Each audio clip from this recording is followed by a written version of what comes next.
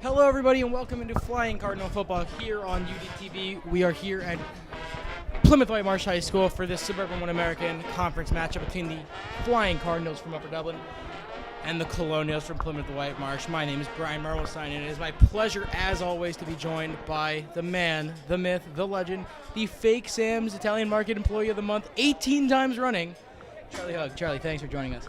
Brian, it's great to be here. Looking for a great game today between these two teams.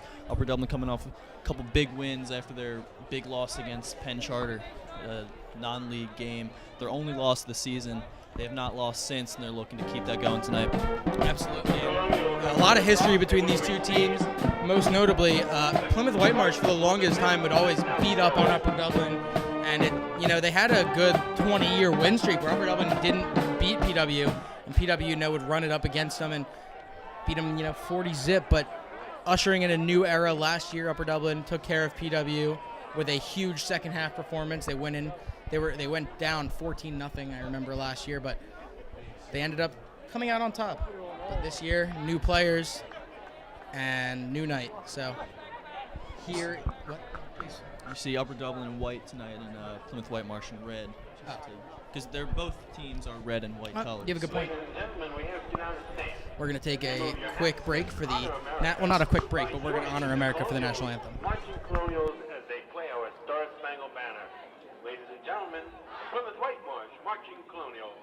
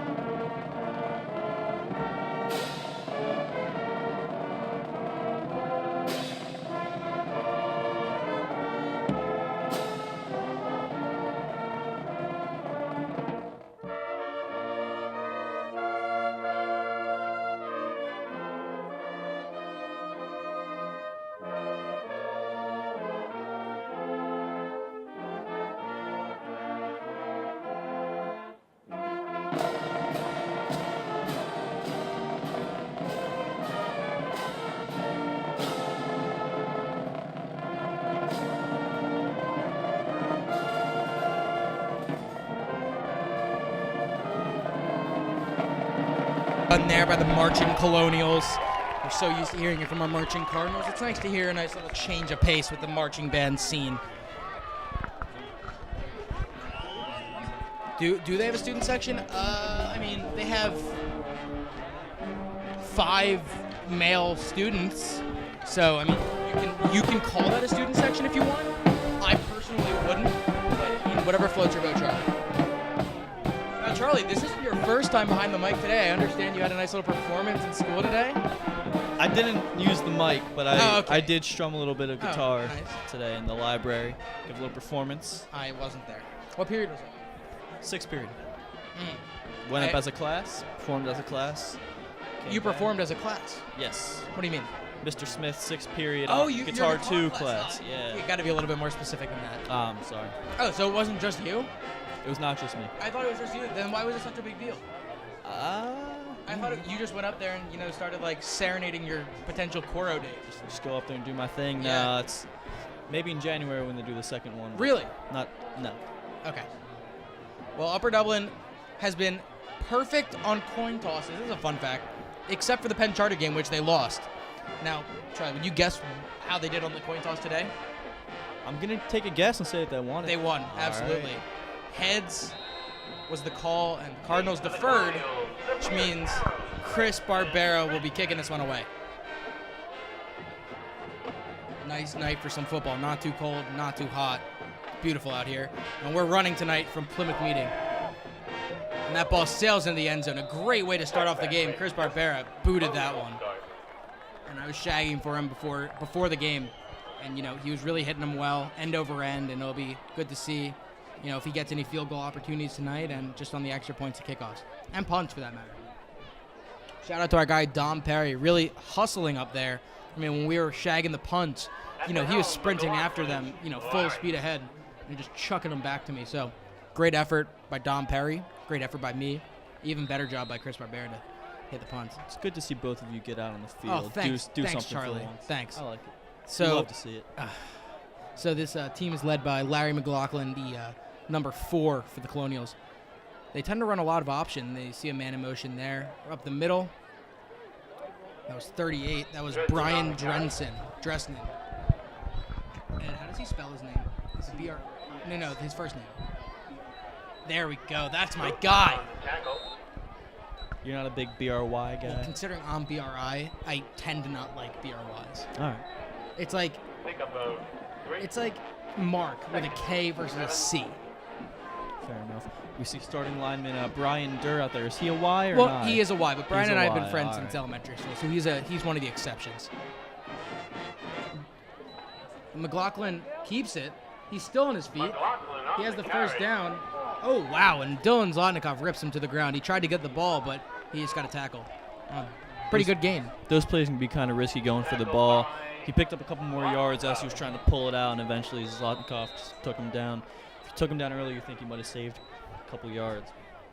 Well, PW gets the first down, and it looks like it's not going to be the war of attrition. Wait, the definition of a war of attrition is people that just try to tire each other out, right? No, learn something new every day. Well, last week Wiss struggled to get to midfield, but it doesn't look like PW is going to have an issue tonight.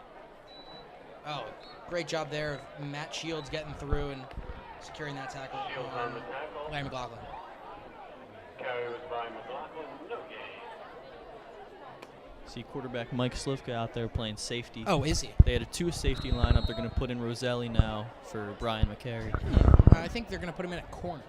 Corner in. Yeah.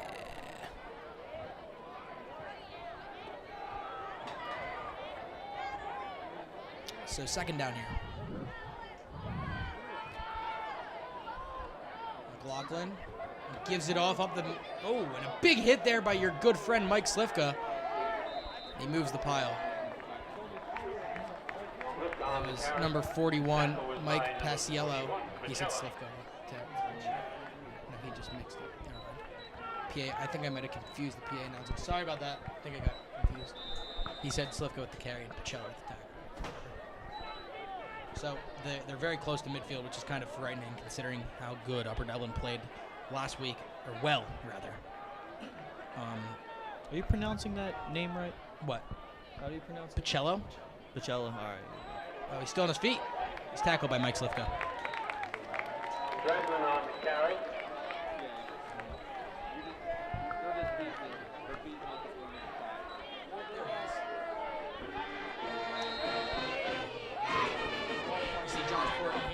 Pump fake Portney has made an appearance.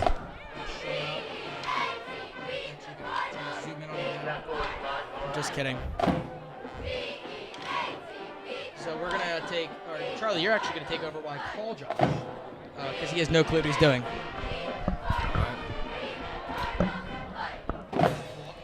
Man in formation, will hand it off to him. Cuts off field and a good tackle there. Looks like Mike Slivka was in on the tackle again. That will get the first down though. They're going to move the chains. Ball on about the 41-yard line. You missed kickoff. Just say sorry.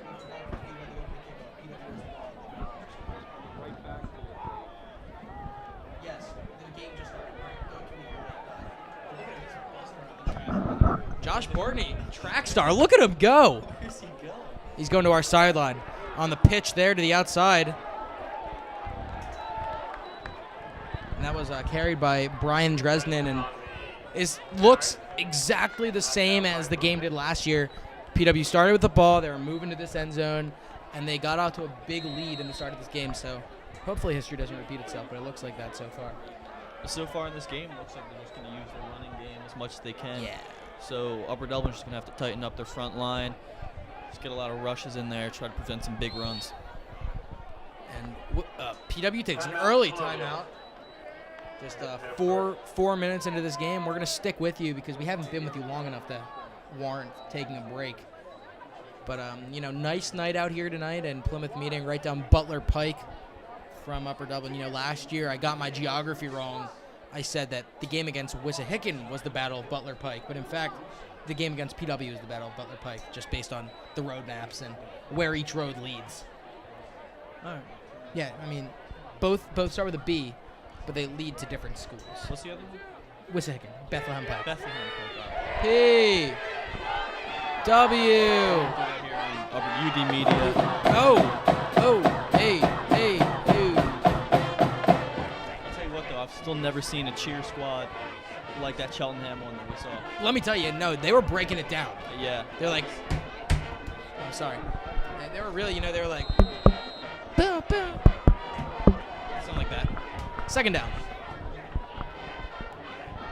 McLaughlin under center. Oh, and a great read there by Lucas Nina Bosler. Got in the backfield and dropped him for a big loss. The give there was to Brian Dresden got dropped. And that's what we're going to have to keep doing. They know they're going to run it. They haven't even attempted a pass yet. You're just going to keep rushing the middle, try to stop the runs, and right there they got a loss. Defensive starters for Upper Dublin: Mike Slifka, Micah Bootman, Logan Heim, Dylan Zlotnikoff, Lucas Roselli, Matt Shields, Jake Rossman, CJ Stelly, Lucas Nina Bosler. The snap, the give right up the middle. Green grass ahead of him. And Mike Slifka, I thought he stripped the ball, but that was a huge run there for Mike Pacello, and they're going to have first and goal. And that is the one. Not even first and goal. It's ball in the 15. That is the one thing that you risk when you rush all those guys up to try to stop the run. You lose all those guys in the back to help protect if they get through, and that's why you saw Michael Slifka having to run, kind of chase him down and kind of get him with the arms. Yeah, I mean, when a guy runs away from you, you do typically have to run and chase them down. Or if you're already back far enough, you run to them. That's why I'm saying he ran far enough that Mike had to run the opposite direction. And he just got buoyed again by Mike Slifka, just literally picked him up and just threw him to the ground. Pacello's feeling that one already. And if Pacello's going to be feeling that, it's going to be a long night to be Mike Pacello. Mike Slifka is the quarterback of this team. We all know him, what he's done this year, almost 1,000 yards passing. Really? But what we all forget is that he was a first-team free safety. Yes, he was. Last year. As a sophomore. As a sophomore, yes. Yeah. So this isn't anything new for him. We know he's a good free safety, but now this is mostly his quarterback year that everyone's trying to get to see what he does. McLaughlin pulls it out, tosses it at the last second, and a great job there by Selvin Haynes to wrap him up. That's just great awareness there. He's playing cornerback, loses his man to run up and catch. Selvin is primarily a defensive player. Also, starting wide receiver, probably top wide receiver, other than Lucas Roselli. But his primary position is the corner, and he has that patented safe symbol, like no-fly zone. I mean, he does that all the time because he is so good at breaking up passes and tackles, and kid's a skilled player. Yeah. Is that a flag out there? Is it a football or a flag? It's a chop block. Oh, okay. So it's going to be a chop block against PW, thanks to our in-house rules official. Yeah. Yep. Oh, they're going to take a hike back. Oh, they're taking a track all the way back to Upper Dublin. Woo! Bam! It's a nice zinger. Oh, you know what? Last time we broadcasted together, we had some really good zingers. We did. It was a good one. Yeah, so can we, continue doing that? It's just got to flow. Oh, okay. Whenever it comes, you don't want to force them. So it's second and very long for the Colonials. The ball's all the way back at the 27, and McLaughlin gets a good amount of that back.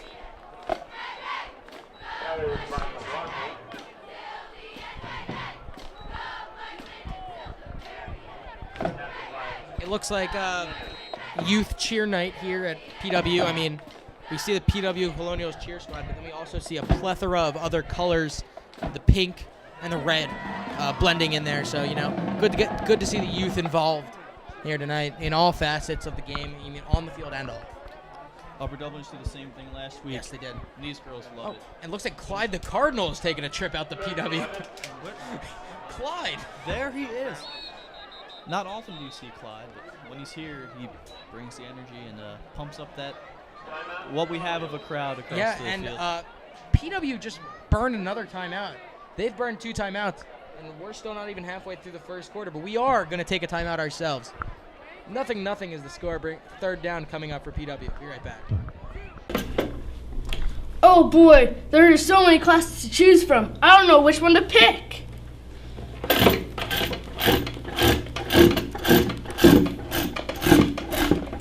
Do you want to know the best class to join this year? Of course.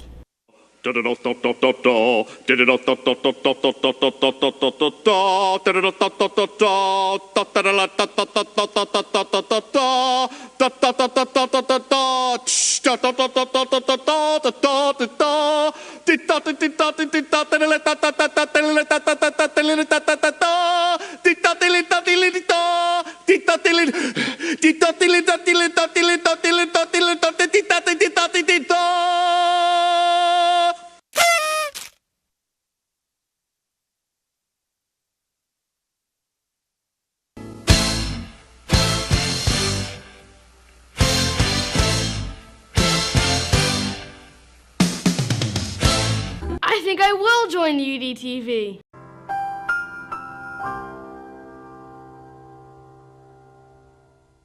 One. We are back.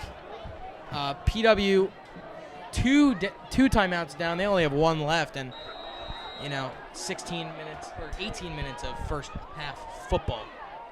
But third and long. Oh, they're going through the air. McLaughlin looks to the corner to Haynes Island, and it is incomplete. He looked to go with the over-the-shoulder catch there and couldn't get it. And I say it every week. You just don't want to throw over to Haynes Island. You saw, especially in that Cheltenham game, he makes a lot of big plays. He's able to pick them off. He's able to get his hand in there, deflect the ball, and he's just a great all-around cornerback. He's able to tackle. He's quick.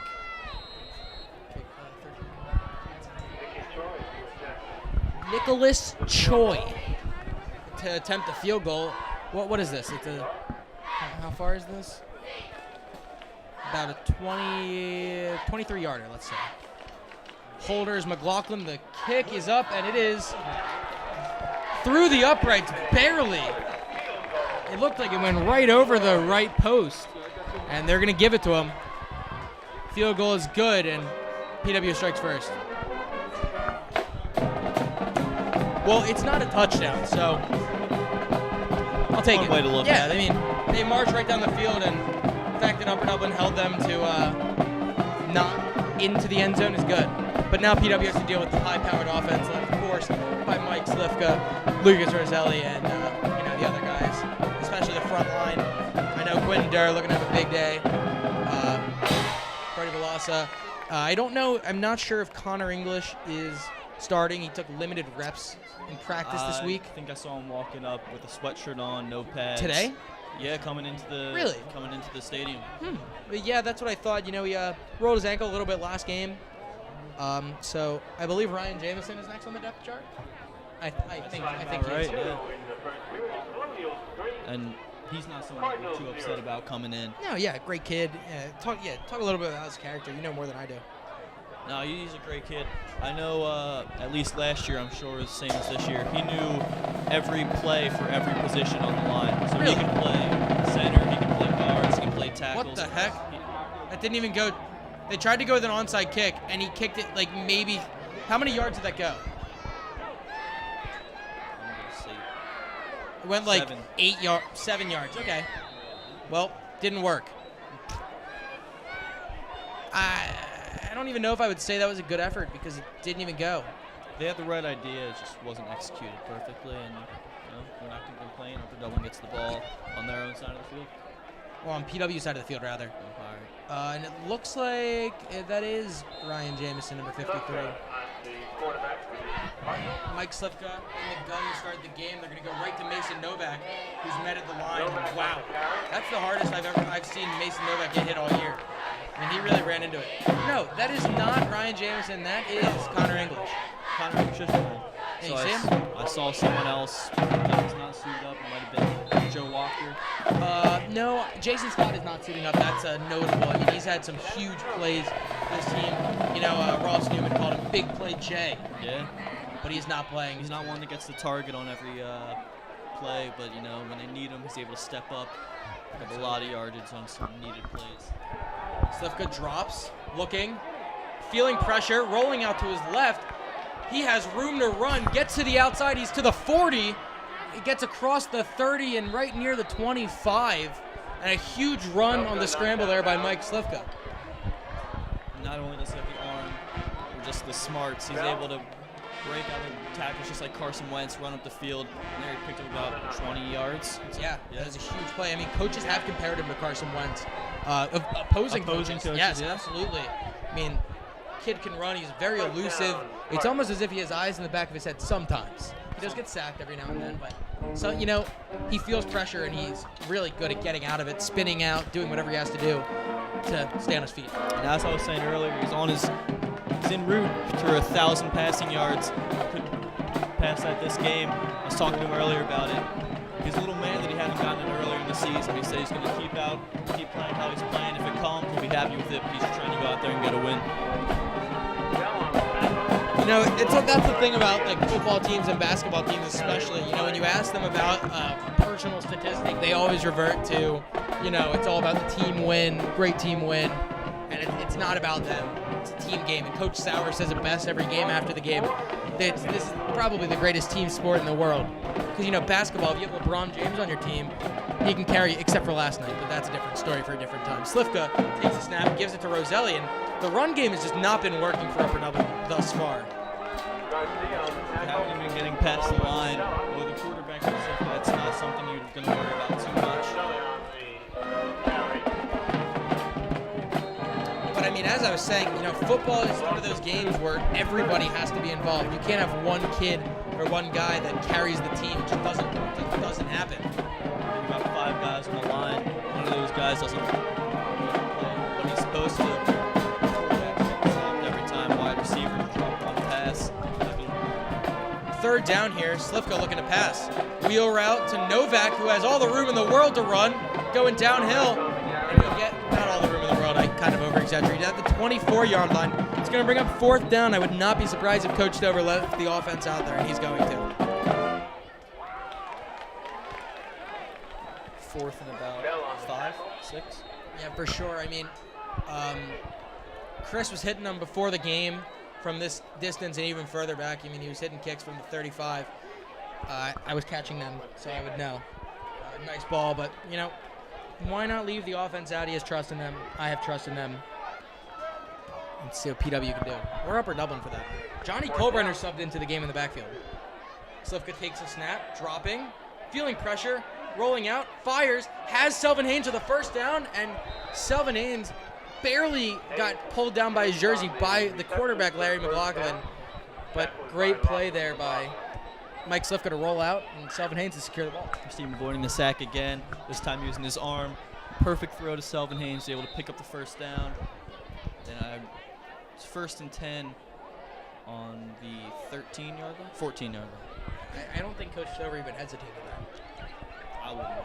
Chris Barbera is not a bad kicker, but this offense is something that you can trust. Lucas Roselli, the first time anybody's really gotten through the line effectively, and takes a dive there, looks like for about a gain of 4. A special shout out to our sponsors, Luden's Cough Drops, especially the wild cherry variety. Just phenomenal stuff coming out of Luden's. This is pretty good. Luden's. Slivka under center, gives it once again to Roselli, who's met at the line and thrown back. And PW's doing a really good job of closing the gaps at the line and making sure nobody gets through. And looks like Upper Dublin's going to have to resort to go to the air.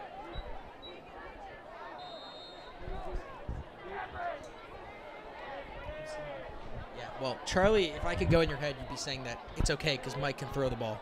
But you didn't say it, so I said it. I'm going to give a break on the okay, cool.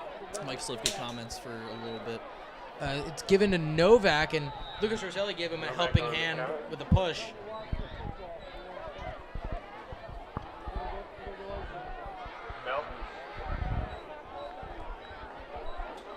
Another 4th down. So 4th and very short. It's about 4th and 1 here. Upper Dublin has the ball on the 4-yard line. 4.5. They're gonna go for it. Keep it with Slivka and just kind of lean forward. Oh, and a penalty flag. Could we see movement?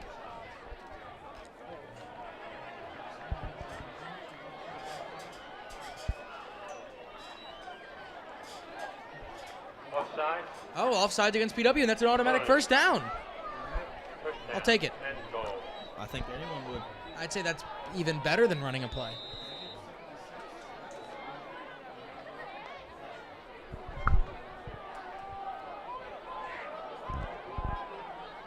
Give us to Novak, who takes a dive into the end zone for the touchdown. Novak. It's a great way to come back. PW stormed down the field, made a field goal, and were able to answer with the touchdown. Move up potentially by 4 points. Oh, we got a 66 up on the scoreboard. Oh, well, look at that. And looks like I love the Upper Dublin alma mater. I didn't get to hear it this morning in homeroom because my homeroom teacher forgot to put it on. I had a sub this morning. I So didn't you hear it also either, did? so- It's our first time. Doesn't it just give you the goosebumps when you hear it? Yeah. The hold by Reap. The kick is up by Chris Barbera, and it's right through the uprights. Good. He makes it look easy out there, just punching it through. Go.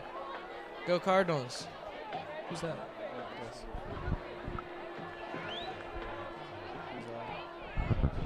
53 seconds to go in the first quarter.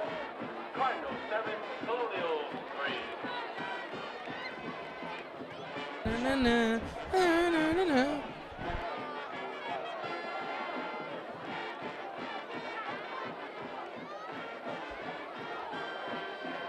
Onward in life we go from you, far up Dublin high. Ooh, Josh Portney going with the hashtag red zone on the Twitter. A special shout out to Josh Portney. Took the drive all the way up to Lehigh University at Bethlehem for the Suburban One cross country championships to go film that. And the girls cross country team led by Mr. Giamarco and Mr. Dwyer won their 10th consecutive Suburban One American crown. All It's a right. truly incredible feat. All right. Yeah. Digging it. That's what I'm hearing. And Mr. Dwyer has a quarter zip, who has all the years that they've won on the sleeve. And last year when I had him, I kept saying that you're just gonna keep like restitching more numbers on there. He said he's not going to, but the more wins, the better. Yeah, they keep producing. It's a good thing. There is the kick for the Colonials. Here's the down And Shaglani. for the Colonials. Kicks that one. It's a helicopter kick into the end zone, and Chris is just kicking them into the end zone effortlessly. Not even bouncing, no landing in the end zone. He actually performed with us 6th period. Played guitar Really? with us. Yeah. Well, he attempted to play guitar with Oh, us. wow. But, yeah, he's a very dedicated kicker. Yeah, I know. He likes what he does. He's hoping to bring it forward into his next step in the college career. Really? He is. He would like to go any school. He's hoping D1, obviously, but whatever he He'd can like get. just like the opportunity to play. Yes. Well, Chris, a piece of the bottom of his cleat is falling off. I don't know if he trimmed it or not. We'll see how that affects the game. Lachlan has the ball on the 20-yard line for the Colonials to give the dive up the middle and the stop. And it's just boring at this point with all these, dives. And then Brody Balas's helmet came off. He's going to have to come out for a play. Stopped by Belarus. Here comes Johnny Colbrenner. Johnny Colbrenner returned the opening kickoff of the second half last week for a touchdown. It almost looked like an accident. I mean, he muffed the kick and just took it right up the sideline. Explosive player on both sides of the I ball. think that muffed kick actually helped him, give him a little more time, let the blocks all develop. He was able to find a hole and take it all the way to the house. Mike Pacello on Mike- the carry. Mike Pacello was tackled by another Mike with a different last name. Slivka. Jeff Skaversky, shout out to you. Yep, we're talking about the same Jeff Skaversky on 6ABC. If you're listening to this, it's not Slivika. Slivika. It's Slivka. Mike Slavica to Lucas Rosselli. That's what Jeff Skaversky sounds like. Jeff, I love you. You do a great job, but get it right. Jeff actually watches all of our broadcasts. Really? Nah. I wish he did that. That'd be pretty cool. Maybe we can pull a couple strings. Oh, They yeah. can find one. That's the end of the first period, ladies and gentlemen. Oh, well, it says .2. Oh. It's at 14 tenths of a set. 12 minutes on the clock. We're going to take a quick break. 7-3, Upper Dublin. Be right back with the start of the second quarter right after this.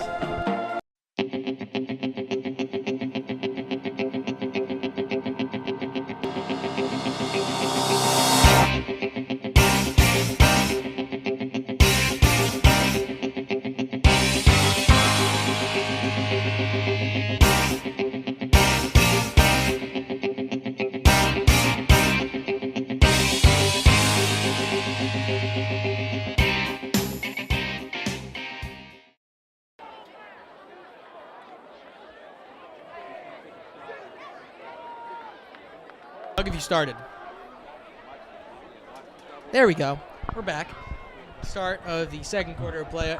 Plymouth Whitemarsh is going to start with the ball on their own 38-yard line.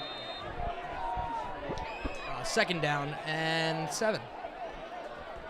McLaughlin, the handoff to Pacello. And it looks like Pacello and Dresden are going to get most, if not all, of the runs tonight.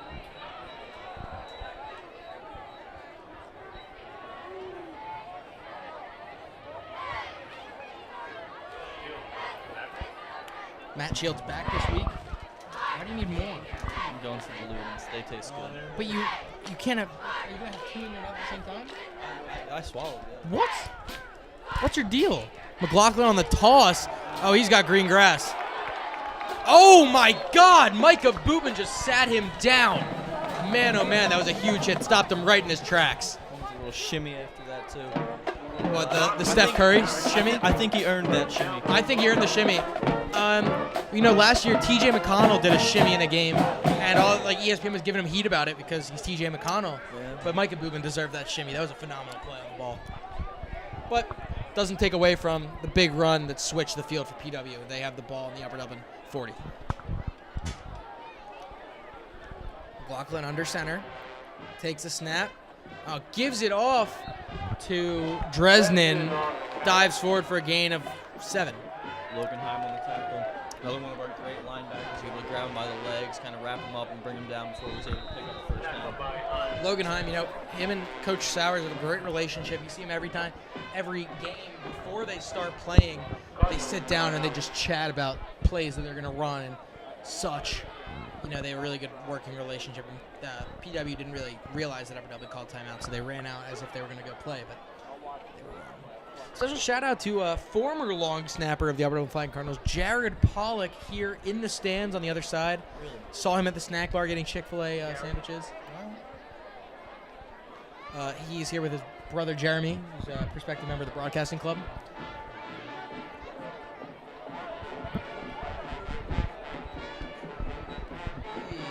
Hey. Is this Pitbull? I think so.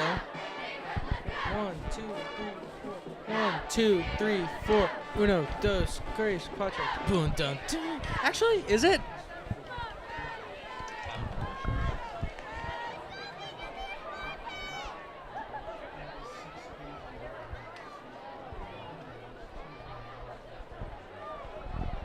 So after that timeout, Coach Sowers, Coach Sowers, I love when he calls timeouts. He just runs onto the field, and it's usually because he has to tell them something. And it's great that Coach Stover gives him the liberty to call timeout whenever he wants and run out there and get the guy straight.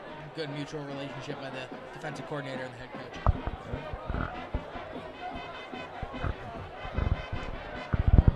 Second down. McLaughlin under center, the give to Dresden, and the whole Cardinal swarm goes after him, but nobody could get the ball. No, Dylan Zlotnikoff, the primary tackler. We like to call that a flock. Oh, so flock of Cardinals. Well, special shout out to Dr. Schmidt. He thinks the Cardinals are a wimpy bird. They don't really have talons or anything like that. But if I see a flock of these Cardinals, I'd be scared. I would too. They might not have talons, but they have talent. So, there we go. There's another one. That's a good one. 2 for 2. Third and short here for the Colonials. The give up the middle. Oh, wow. Brody Balassa just drilled that guy behind the line of scrimmage. He drilled McLaughlin. He drove him right into the ground. Man, oh, man. And there's no call on the play, and PW's sideline is furious. Thank you. Phenomenal play there by Brody Balassa. I didn't really see it. I was looking at the ball. But, the way I saw it at the end, that would have been pretty much a suspension in the NFL, the way McLaughlin was hit. Well, first down nonetheless. McLaughlin right under center. Pulls it out, cuts back, and he's driven back. And it's going to be a long night for McLaughlin if he's going to be hit that hard every play.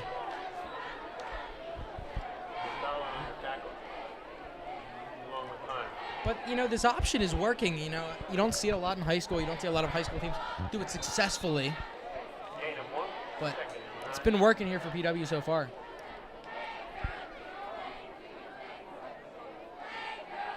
Similar to Navy football, Naval Academy, who runs the triple option. A lot of the service academies do, and they're very successful at it. McLaughlin under center for second down. McLaughlin, the give to someone that's not Dresden or Pacello. I think it was number 18. We get a name on that? Who? Pierce's? Oh, you got 2 copies of that? Chris Pierce on the carry. Looks like he's their 3rd ball carrier except for 2, so I'm going to write it down.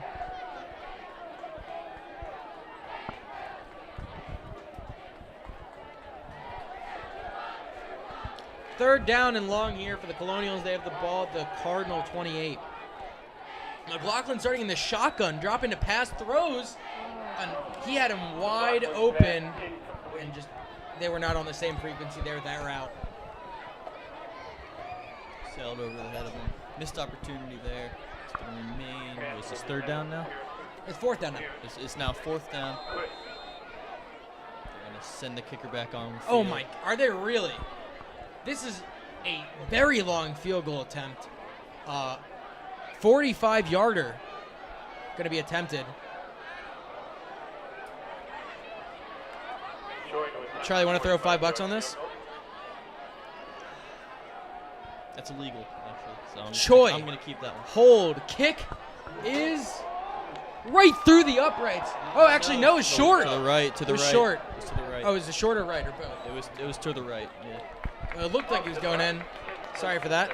You got to work on your kicking eye. Okay, here's the thing. Looked You like it see went- the perspective, you can't exactly see if it's going to go through. I called it perfect. I'm just saying. I said it went to the right. You know, Merrill Reese told me personally, never call something before you know it. And I just did that.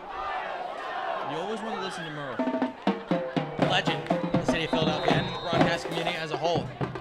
PW comes up empty on that trip.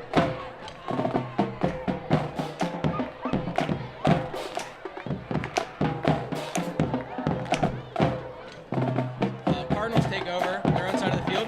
Slivka passes, and he completes it to Brody Balassa. Not for much of a gain, but he got the ball out and avoided getting sacked.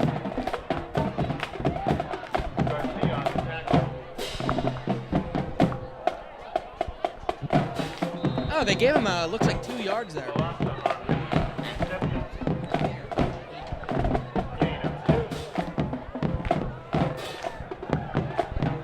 7-3 still the score in favor of Upper Dublin. Just under 8 minutes remaining in the first half. Upper Dublin running a little tempo here. Roselli trying to find the outside. Stays on his feet, spins around, gets past the 25, but there's a hold on the play. Looks like it's going to be against Upper Dublin. It was a hole in Sultan Hayes on the outside. Trying to create room for Roselli, but You mean for Lucas Rosselli?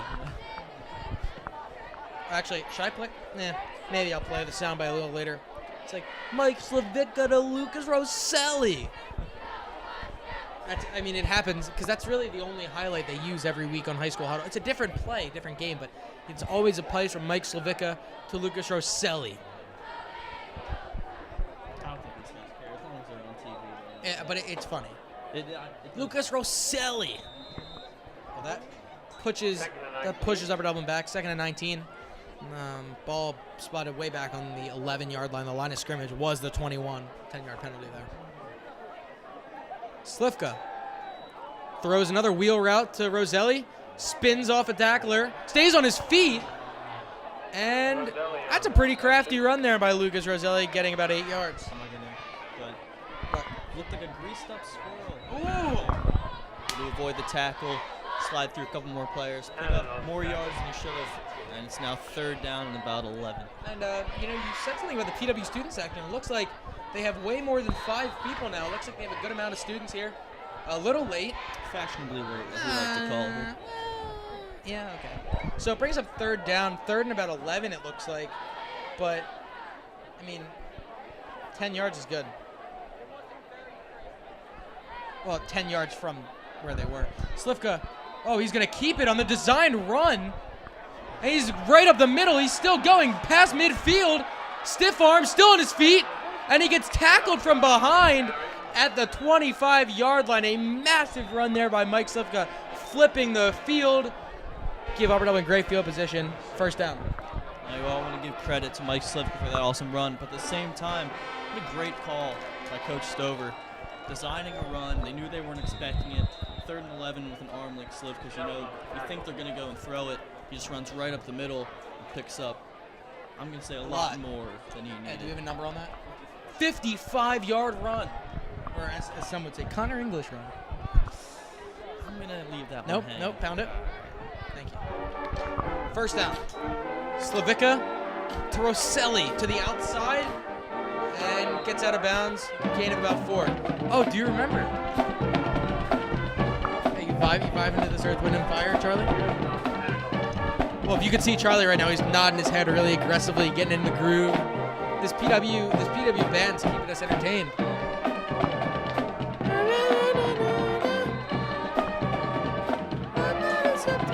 Well, it's October now, so I think this song's a little outdated. It's the 19th, too. Of October. Maybe they forgot to flip their calendar. Second down. Slavica on the misdirection to Novak, who's still on his feet and pushing the pile for a first down. I hope it's a first down. I think it's a first down.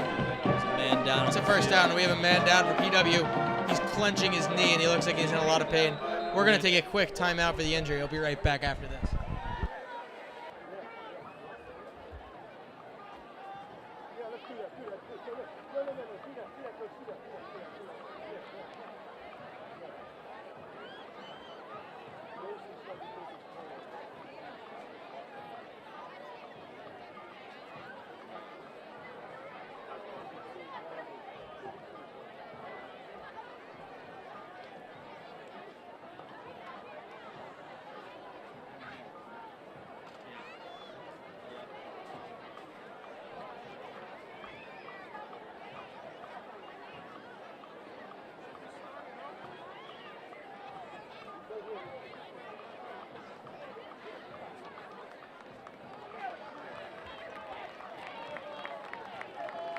All right, Dom, bring us back, please. Just hug when you're ready. We're back after that quick injury timeout. Number 76, the freshman for PW, walked off the field under his own power. Great to see. Well, not exactly great to see, nonetheless, coming off the field. But it's first down for Upper Dublin. They have the ball at the 15-yard line.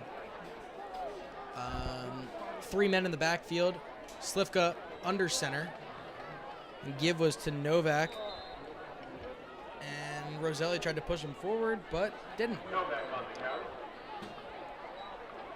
5 minutes and some change remain in the first half of football. Upper Dublin obviously going to try to get some more points on the board. If they hurry, they might even be able to get the ball back. But this game is running really fast. I'm not going to lie, I was kind of counting on a running clock by the second half. It doesn't look like that's going to happen, considering you need a 35-point lead. Slivka takes the snap. The give to Novak, who had a hole and got tripped up by his shoelaces. And you hate to see the shoestring tackle.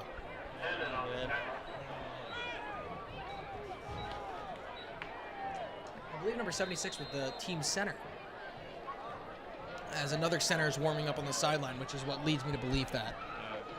You see number 65 there warming up. He was obviously out there on defense, too. Oh, yeah. Yeah, so freshman, he's playing on both sides of the field. It's impressive. Goal line set here for Upper Dublin. The give is to Rosselli, who finds a hole. And I don't know where he fell to, but it may be a first down. Are they? Oh, it looks like they are. Kindness. Pass it on. Brought to you by the Foundation for a Better Life. You know, shout out to Mr. Meller, history teacher in the middle school. Friday. Inspiration Friday. We made one. Did. Yeah, that was probably one of my first video projects I've ever made. Me, Matthew Moses, Elijah Peck, Jared Lamberg, and Jared Batts.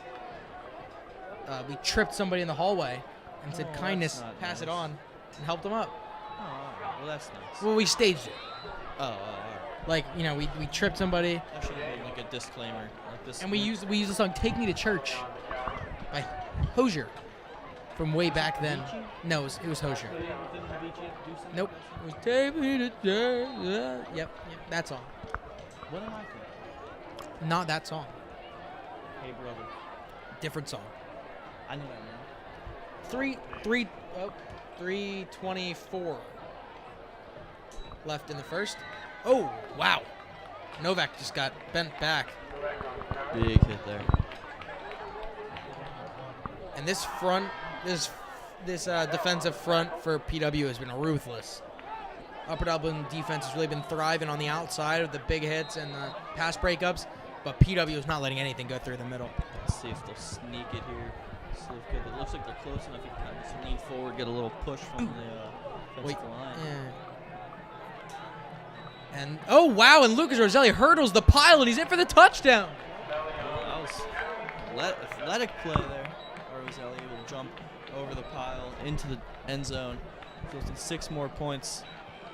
Could be an 11-point game by the end of this. He leaped up there, got over the pile, ball crossed the plane, touchdown, Cardinals. Looked like an old LaDainian Tomlinson. I was going to say something else. Well, that's what I said. Barbera on for the extra point.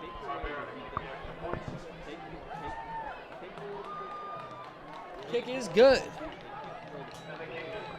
Well, great athletic play there by Lucas Roselli. You said it was an athletic play. And you know who can make athletic plays?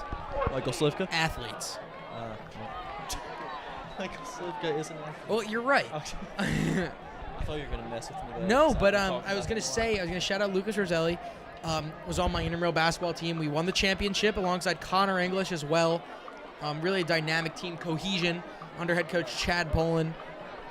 I believe Coach Poland almost has a handful of rings. I think he's run out of fingers for the amount of intramural championships he's won as a coach. So I compare him to Greg Popovich. Wow. The Upper Dublin intramural pop? Yep. Well, also shout out to Bob Rock, phenomenal intramural basketball coach. He runs the 3, the trap at half court. Can't really ever get by it. Yeah, it's really hard to get by. I just signed myself up. Did you? I did. Did you list yourself as like 10 pounds heavier and 2 inches taller to make yourself more appealing to the intramural coaches? I don't think I have to be intramural play. I think I'll go first round. Well, with your Lonzo Ball looking shot, I don't know about that. I worked on it a little bit this Really? summer. Are you working with Drew Hanlon? He was all taken up. I mean, if he can fix his Fulton's shot, he can definitely fix yours. No, I'm still my shot's like milk. Okay. It's nice and silky. Yeah, it's all right. Good kick there by Barbera, end over end. Not going to get to the end zone. It's going to be fielded at the 5. Number 1 tries to switch fields. Jackson Rock gets his legs, but he's still on his feet. And he's pushed down at the 33, and that's going to pump some life into this PW offense with 2:38 left.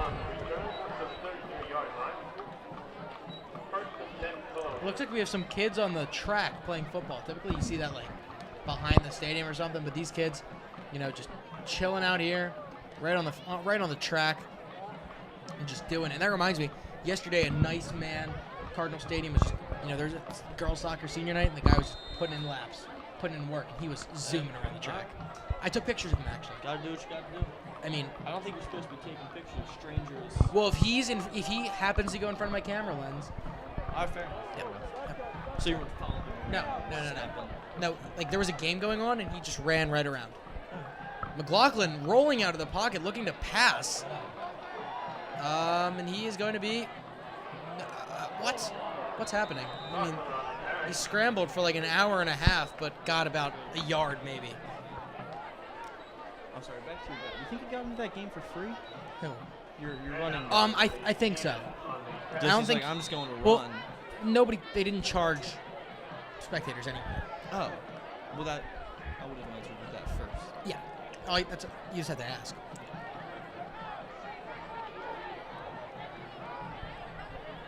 Second down. McLaughlin looking through the air. Oh my gosh, and Selvin Haynes misjudges one play. And Chris Pierce receives it at the 30-yard line, and PW is in business. Just took too long to turn around. He was in perfect position, just didn't realize it was coming his way until it was too late. It looked almost like it just went right through his hands. Tried to pick it off. And, you know, when you're trying to pick it off, sometimes you just got to bat it down. Don't worry about making the big play. Just make the fundamentally sound play.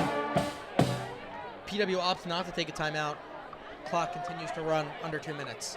McLaughlin dropping to pass again. Same play to Haynes Island with the push-off. How are they not going to call a push-off there? He extended his arm fully.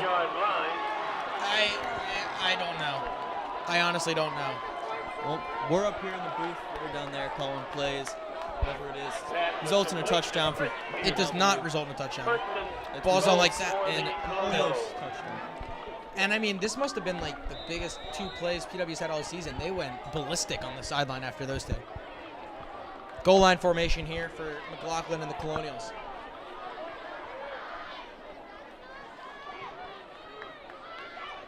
McLaughlin's going to try to sneak it in, and he gets across the plane in for the touchdown. Touchdown, McLaughlin. This time.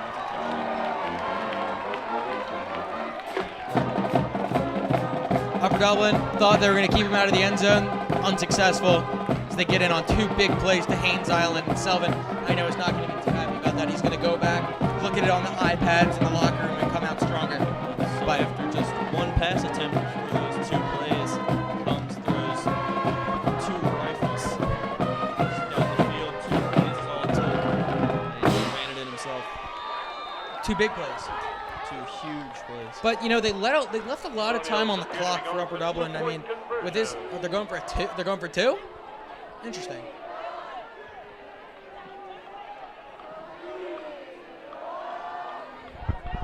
McLaughlin under center, and a flag on the play. False start.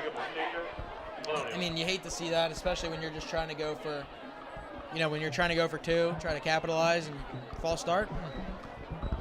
They're going to end up kicking it. No bueno.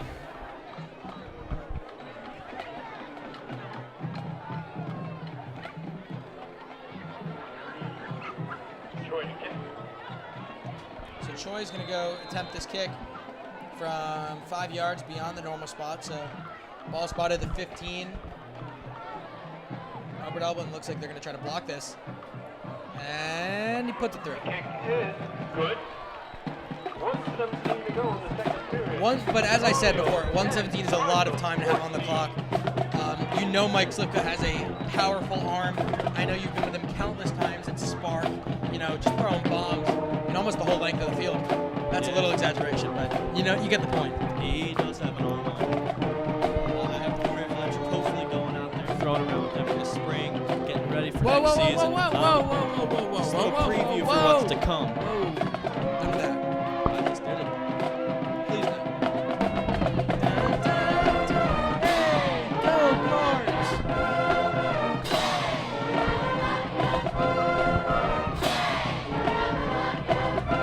Ryan Jameson out there on kick coverage? No. Is he 52? Yeah. No, it's Alec Joseph out there on kick coverage. You don't usually see a guy of his size out there covering kicks, but you see it there.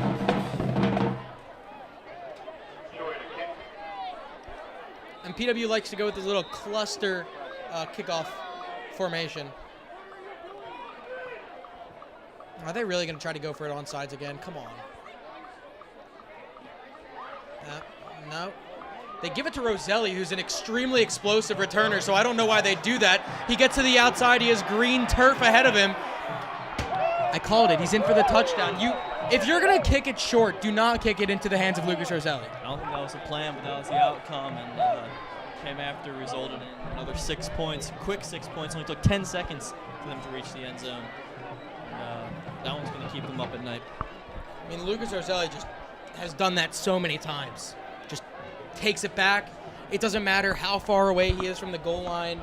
I mean, they kicked it, 25 yards there? He got right under it and didn't look back. As Chris Barbera's on for the extra point. The hold by Nolan Reap. The kick is up and good. I mean, man, what a turn of events there. PW, 2 big plays. They fail to convert on 2, and they settle for 1, and then right off the bat with a minute 17 remaining in the half, they just try to, I don't know, do something, let their guys get down there sooner, something like that, but Lucas Roselli makes them pay for it.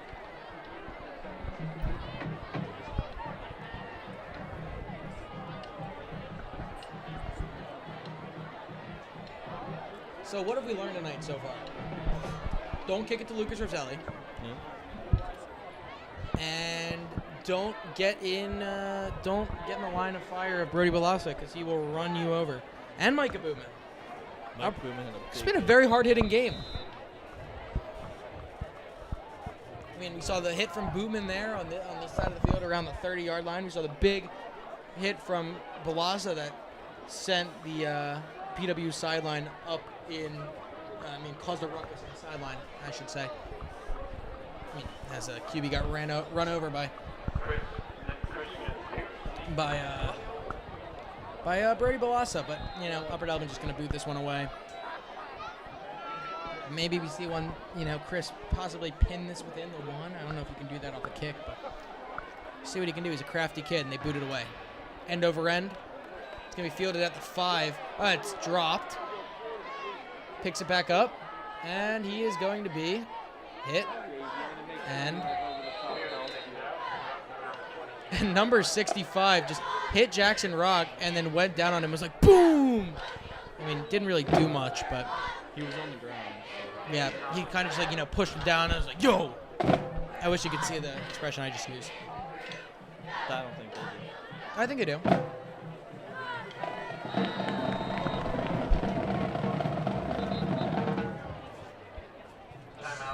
Timeout Upper Dublin. What do you think prompted that, Charlie? I don't know. I'm still appalled as to why you forgot to disclose the fact that you did not perform alone. Because you know what I said in the hallway to you? I wish I was there to say, good luck, Charlie. Boom! You can't tell me that wasn't good. I mean, there's a Disney show named after you,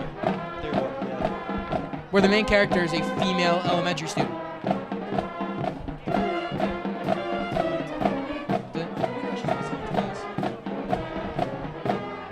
Get a video.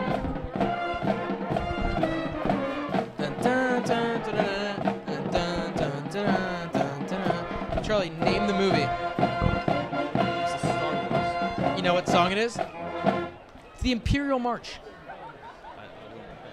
58.7 seconds remain on the clock, and PW lines up in the shotgun. They're going to, go through the air. Why not? And they have first-team all-conference free safety Mike Slifka and Lucas Roselli roaming in the secondary. McLaughlin alone in the backfield, throws it short. He is hit. He's being driven and thrown down by Brody Balassa. Or was that Brody? Mason Novak. Close enough.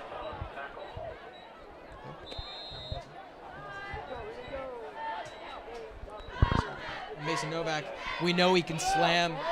Great wrestler, offsides on, or illegal procedure against PW. Third illegal procedure we're being told by our statisticians in the booth.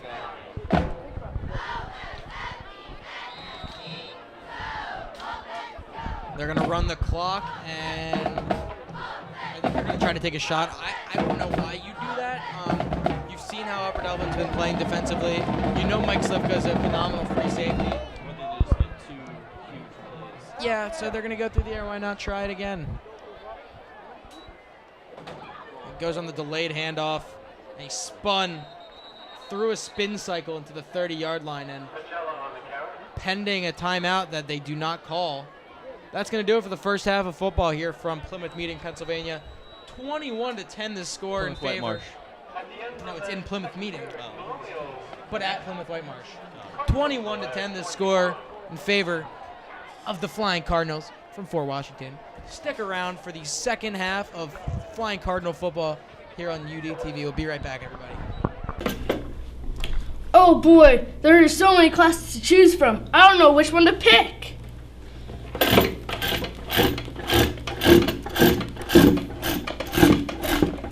Do you want to know the best class to join this year? Of course.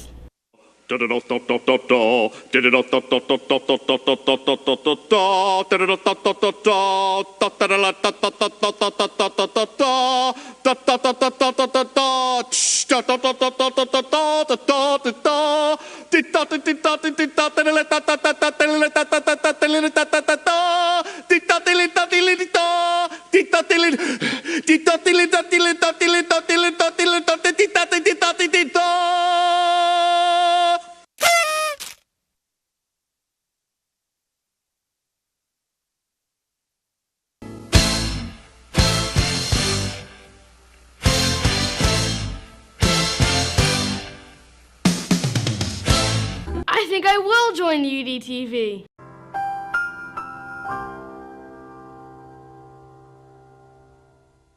This is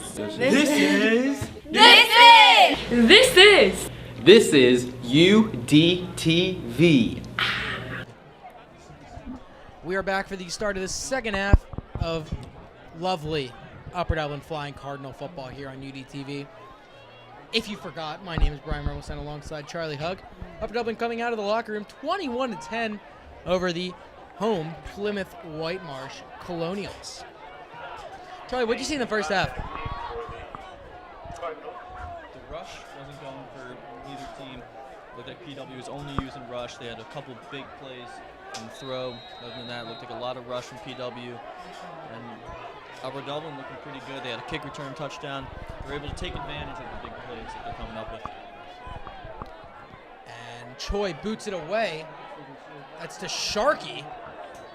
Matt Sharkey, number 18, fielding that one. Gets up the middle and to the 20. Was that Matt Sharkey? No. That was Jake Gondak. Gondak?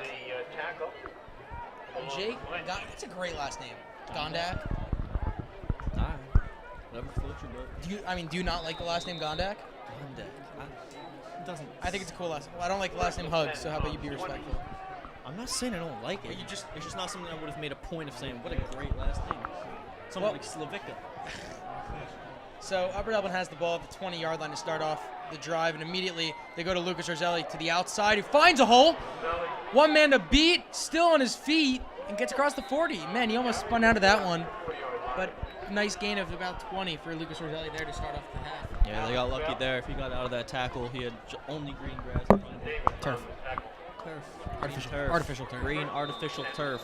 That green, mean, artificial turf machine. At least they don't like Smurf turf here or something, because then you'd have to change all your sayings. You'd have to say the blue turf or bluegrass. Okay, so first down, ball spotted at the 40.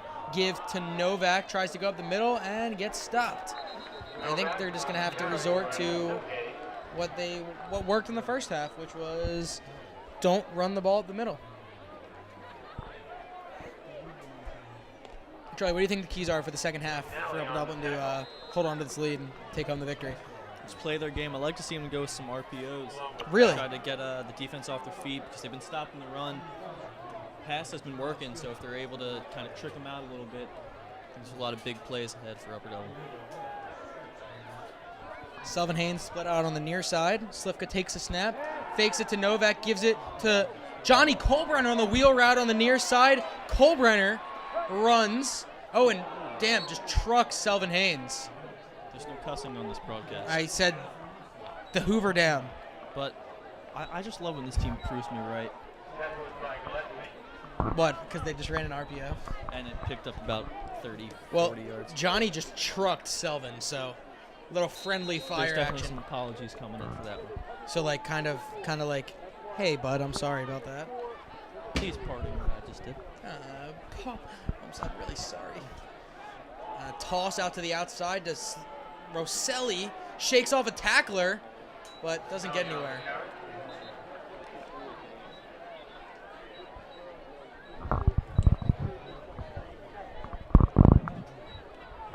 Let's see what the call is here. There's a flag on the play. We have not seen a lot of flags tonight so far. Yeah. But the few that have been called, most of them have been against PW and very costly penalties at that. Let's see what the man on the white hat says. Jay Steinberg, head official tonight, holding on Upper Dublin. In full disclosure, I don't actually know the name of the referee. I kind of just thought of the first name that came to mind. Sounded accurate. Jay Steinberg, Yeah, I like it. officiating his 300th career game. Seems legit. I mean, would you believe that if somebody told you that? Like I'm telling you right now. I'd be like, did you talk to this man before the game or something? I've always wanted to know the names of the referees before a broadcast. It sounds so professional. Yeah, like Tom McCarthy. Tom McCarthy's not a referee. No, Slivka that's what he dropping, was. fires. Haynes, who could not hold on to it, and Selvin Haynes right in his hands and just couldn't reel it in. Loose coverage there by PW. That's one he's going to want to have back. Yeah, he had him open, but it's getting to that time of year. The cold gets to your hands, gets to your fingers, stiffens you up. It's a lot harder to catch the ball. I'm not saying that's what happened on that play, but either way, it was a beautiful play that just didn't work out. I think it's a little mental. There's a mental side of it, too. There is. 2nd and 21 from the Colonial 40-yard line. Slivka in the gun. Fakes it to Novak, gives it to Roselli on the wheel route. Roselli cuts back, still on his feet, cuts back again, and he's going to fall at the 25 area. That's going to make it 3rd and much more manageable.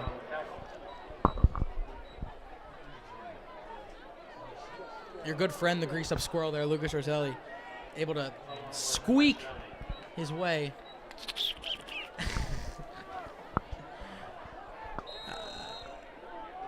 Great play there by Lucas Roselli. And as I say, he never goes down on the first contact. No, that's one of the things he's best at. He's able to bounce off contact, pick up some more yards, and he just did it there and picked us up the first down.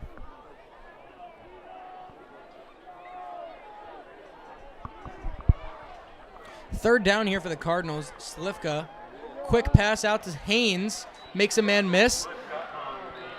And that's a good confidence booster to, just give him that short little pass, let him make a play, and they're going to give him the first down there.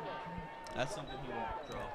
Selvin Haynes, he's great hands, he's a great athlete. He's not going to drop that one. That one's more of a confidence booster than a big play game.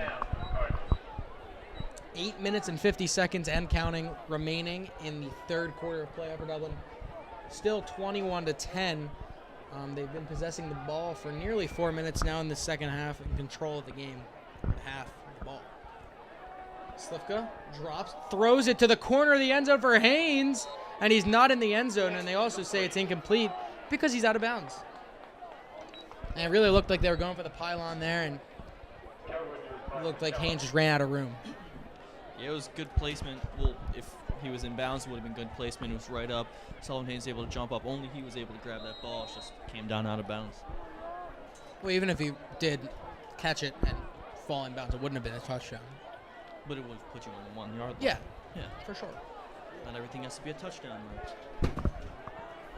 But I want it to be. 2nd and 10. Slivka dropping, throwing over the middle. That was high, and wow. Brody Balasa got hit. Blindsided, hit in the back. No flags. Brings up 3rd down and 10 from the 18 and a half. You can see Selvin Haynes is gassed, walking back to the huddle.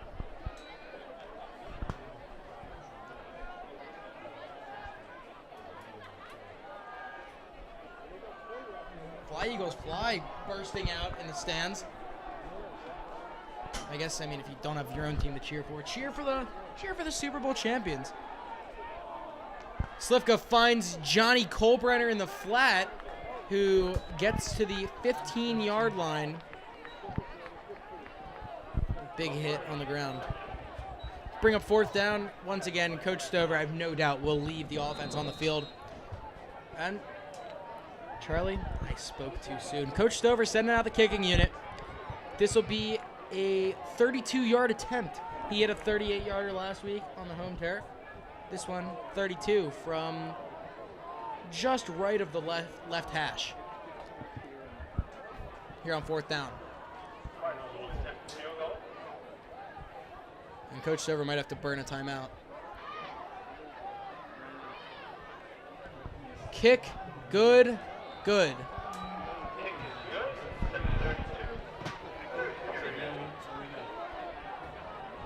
The kick is good. It appeared that the play clock expired, but either somebody made a mistake or I don't know, but they call it a good field goal on the field. Why is the ref walking into the end zone now? That's what I want to know. Oh, I was just writing it down.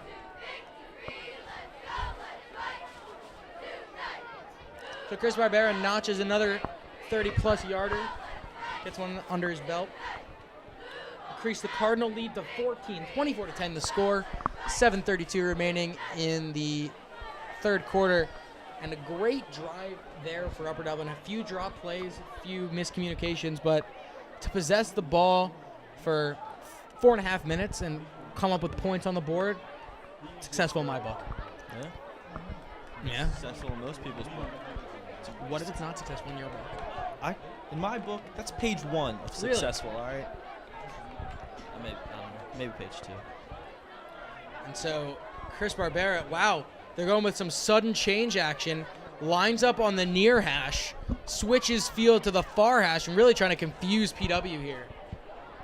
I don't really know the regulations on kickoffs, but, I mean, everybody's changing around. What if he just, like, picked up the tee and moved it to the middle?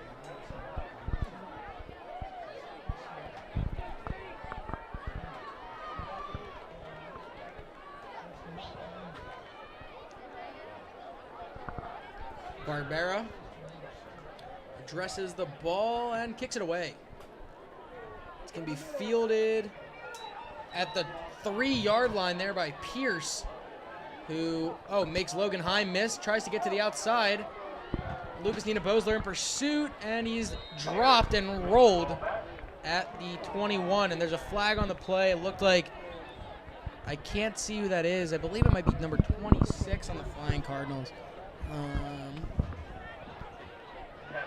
Matt Sharkey. Looked like he took a spill after the play, and the flag was thrown in that direction.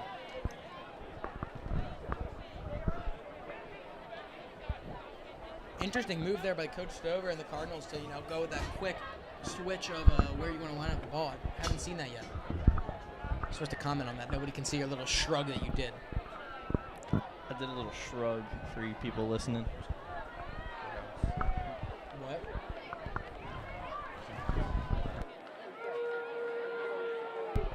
And we hear a loud boo. Whoa. Someone's really passionate about this, that call. Is there a cow somewhere? Whoa. Whoa. Whoa! Let's get a little out of hand here, PW. First down from the 10-yard line following that penalty. McLaughlin right under center. Gives it up the middle. Dropped.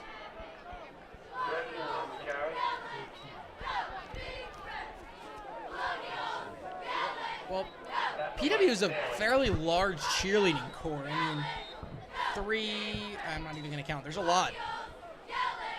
I'm going to say 11 in that front row. 1, 2, 3, 4, 5, 6, 7, 8, 9, 10, 11, 12. Over 30. That's a lot. Yeah, Yeah, maybe.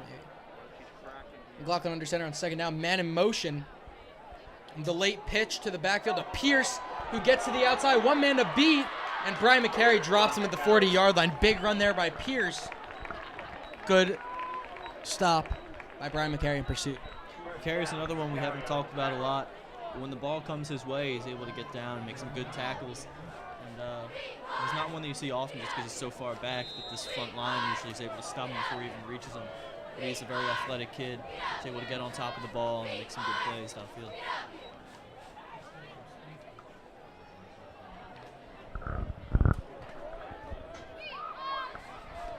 So first down, the ball is going to be spotted at the 39 of Plymouth Whitemarsh.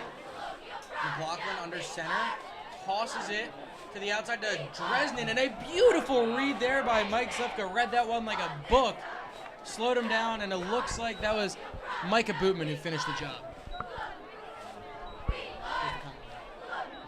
Bee flying around my head. Can you comment on what just happened there? You gotta stay still. Well, I'll tell you what happened because our color commentator isn't commentating on any of the color going on. But, you know, Mike Slifka read the play beautifully, slowed him down, and then Micah Bootman came and delivered the hit. Couldn't have said it any better myself. Because you weren't watching. You were just paying attention to the bee that's flying around your head. Gotta stay still.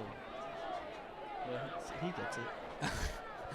Well, second down, loss of about 4 there. And McLaughlin's going to keep it. Oh, my God, this thing's massive. Hey, watch them play, don't Jeez Louise, please get out of here. This bee is massive. Come on. Isn't bee season over? I think so. Man, that guy's zooming around the press box. He's having himself a field day.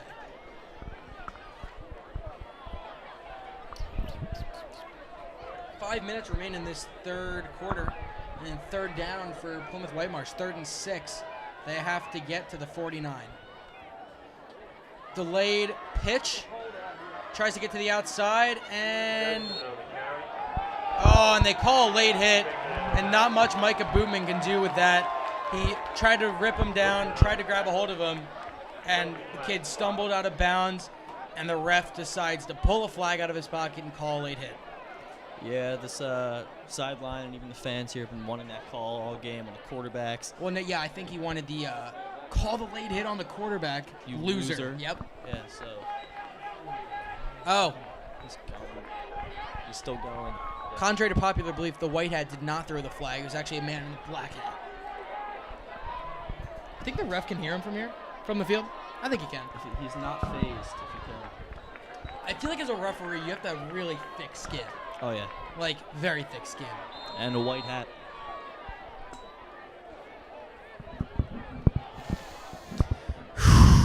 Well, that penalty gives Plymouth Whitemarsh better field position. They have the ball at the Cardinal 38 now.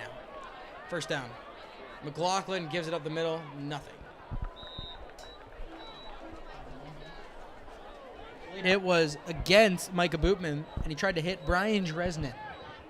It's a tongue twister there. Dresden. Dresden. You can Dres mine in. Wow.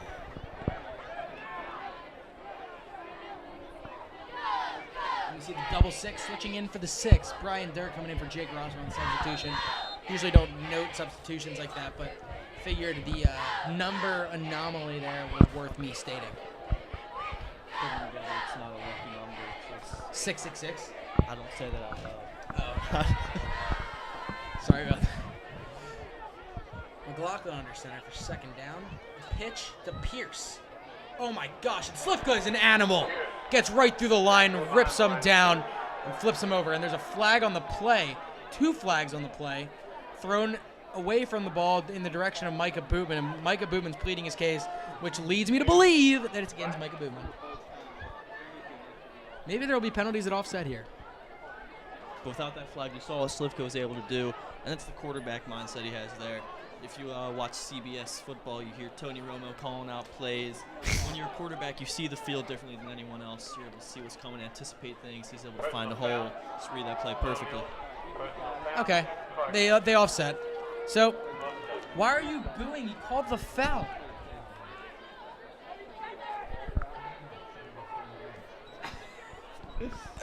Oh my God! Can we get this guy in here for an interview?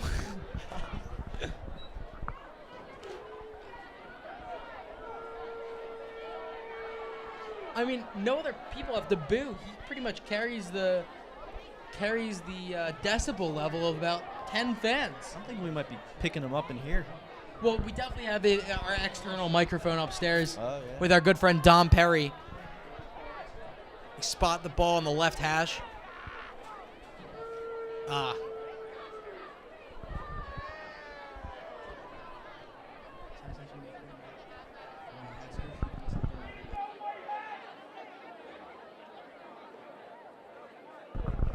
So the white hat, as he's affectionately called, is speaking to the head coach, Chung, of Plymouth Whitemarsh, explaining it to him.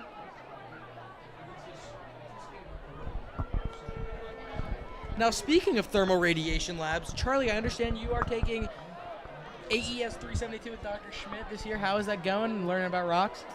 We just finished Norfolk Rock. We're heading Really? down to Fairmount Park on Wednesday. I heard about that. We did. You're going to see a lot of schist. Hey, this is the family broadcast. We like to keep this clean. Man, you're a comedian. Well, here's the thing. Look on the ground. When you see a little red, ruby-looking thing, that's a garnet. Pick it up. You get extra credit for it. Really? Yes.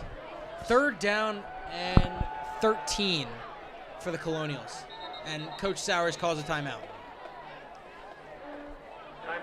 But, I mean, there's nothing I want to do other than continue to talk about rocks. So we're going to stay with you through this commercial break and talk about rocks. But so when you see a little ruby-looking thing, it's a little darker, it's a little brown, but they're literally sprinkled all over Fairmount Park. A garnet? It's called a garnet, yes. So like Garnet Valley. Yeah. You know why Garnet Valley is called Garnet Valley? I'm guessing because they have a lot of like They do. schist. They do. A lot of metamorphics and a lot of garnets. David Freeze, leadoff home run. Really. But, garnets, they're just sprinkled on top of the thing. And you'll bring your hiking boots because you're going to be, it's like a vertical classroom. Like, you'll be on the side of a huge hill. Valley Green, and he'll just Dr. Show just plant his feet and start talking. There's a nice little biking spot. I go there frequently. Really? How frequently? Maybe a couple times a year. Really? Yeah, I like it. It's a good place. You go alone to get some peace and quiet? Actually, I need a way to get there, so you don't drive. my father. Speaking of how you don't drive, we're not going to tell the kids that at home. I like to keep their spirits high. Don't want to scare them for what's ahead. But we're going to say I have round 2 coming up soon. Yeah, just a point of emphasis for everybody watching the broadcast, aspiring to get their Pennsylvania driver's license. Coach Stover told him to be best last year in health class as the former driver's ed teacher at the high school. He said, don't talk about your test before you take the test, because chances are you're going to screw up and feel dumb. And I feel like our good friend Schmarley Mugg knows a thing or two about that. 3rd down here for the Colonials following a timeout from Upper Dublin. McLaughlin lining up in the shotgun, a rare sight. He's rolling right, fires, and Micah Bootman hits him out of bounds. No, that was Selvin. Are you sure? Yes. Bootman's on the opposite side of the field. Selvin Haynes, usually one of the best quarterbacks on this team, if not the best, kind of getting lit up this game. He didn't just get lit up. With a lot of yardage. So that's the thing, though. Like, when you say that, they're going to watch this, and they're going to be like, man, that kid Charlie's mean. Well, I'm not going to get into that right now. Thank you. I'm just going to leave that one. Be respectful. I'm just saying this game, I just called him the best cornerback on the team. Thank you. There we go. On behalf of Selvin, thank you. 4th down here, Larry McLaughlin's going to go for it. I wasn't even close. Ball spotted at the 34-yard line. They need to get to the 28. Timeout called by PW. 2 minutes and 51 seconds remain in the 3rd. Upper Dublin, 14-point lead, 24-10. Stick around. We'll be right back after this timeout. Yo, Dominic, give me a little schmuggy mug when you started. There we go. We're back. Coach Sowers trotting off the field following the timeout from Plymouth Whitemarsh. Brings up a big 4th down here for the Colonials. Failure to convert on this wouldn't put them in the best position. Larry McLaughlin in the shotgun takes the snap, still looking, has a lot of time, and he's going to get sacked by Brody Velasa in the backfield. That's exactly what they need on 4th down. Good field position here. They're just past the 40-yard line.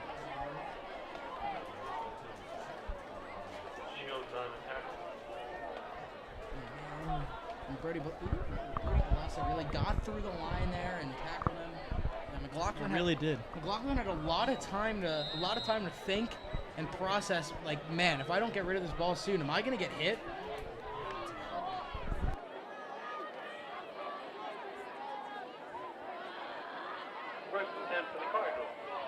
Brings up 1st and 10, and the Cardinal offense back on the field. The give is to Novak, who stopped short of the line. That's going to be a loss.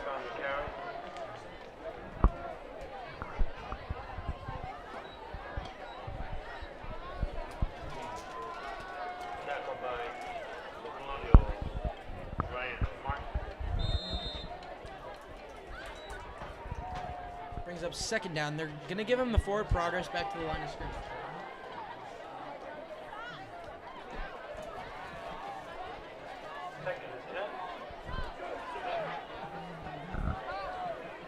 Is it a bug? No. What? Is it? Sacked. I wasn't even paying attention. Wow, big sack. Oh my gosh, and he is so happy.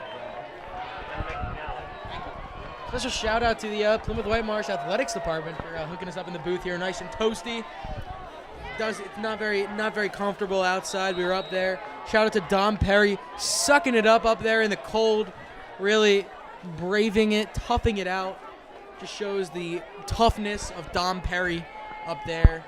You know, it might be cold, but it's not too cold for Dom. It's never too cold for Dom. Nah, come on, don't go cold turkey on me. Slifka in the gun. Big third down here for the Cardinals. Slifka going to step up, and he throws it for Lucas Roselli, who makes the catch. Wow. Looked like he almost didn't catch it there for a second, and reeled it in for the huge gain and bailed out Mike Slifka on that 3rd and long. I don't know if he bailed him out. That was a beautifully placed ball by Mike Slifka. He bailed him out because, you know, if the pass was incomplete, it'd be 4th down. That's a good point. Yeah, so he bailed out the whole team. That was great play on both ends. Mike Slifka able to avoid it. Lucas Roselli with a great catch, diving, bobbled a couple times, extended, and made the catch as he was falling down. I mean, I feel like if this were the NFL, that wouldn't have been a catch, just because of the technicalities in the rule. And they're able Wheel to review it. So Lucas Roselli gets to the outside, and wow, dragged down there by Mike Pacello. We've been saying that name all night. Okay, because on my paper I have it Paciello. I know you work in an Italian market, but you're not that good with Italian last names. Is that Italian? Baciapul.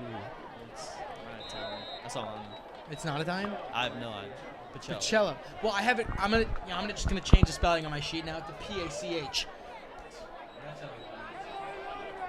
And it looks like the clock is gonna dwindle here in the 3rd quarter. It looks like I'm gonna get one more play in. Slifka in the gun, gives it to Novak, gets to the line and not much else. And that's gonna do it for the 3rd quarter. Upper Dublin in striking distance. 24-10, still your score, scoreless 3rd quarter. We'll be right back for the start of the 4th and final frame right after this. Tug the mic.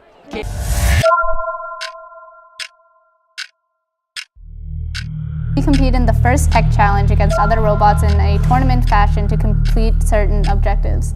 This year's challenge is called Relic Recovery. It's all really cool and it gives us hands-on experience with building and programming robots for specific purposes.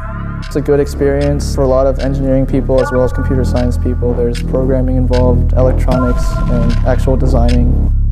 Robots, you know. We are back for the start of the 4th quarter. Dun. What an eventful way to start the 4th quarter on that ending note there from the Plymouth Whitemarsh Colonials. Powerful ending. Bam! But 3rd down here for the Cardinals. Ball is at the 27. They need to get to the 20 and a half. Slifka throws it on. Selvin Haynes can't reel it in, and he can't believe it. Yeah, not his best outing. I mean, he's not playing bad on any terms. He's had some big plays, but it's not having his best game. Selvin outing that we've been seeing. I agree with you. It might be mental at this point. Yep. Coming in after a couple plays that he gave up, it might just be in his head now. Which is one of the hardest things. I'm not nothing bad against him. It happens to everyone. It happens, yeah, for sure. 4th down, Upper Dublin keeps the offense on the field. As I said, they need to get to the 20-yard line for the 1st. They send Brian McCary in motion across the formation. There's a flag on the play. They're going to call it a legal procedure? Yeah, legal procedure against Upper Dublin. Well, now what do you do?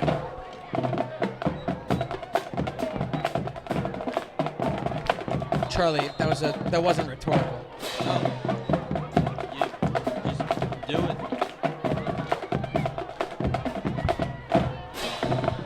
could have been more vague if you tried.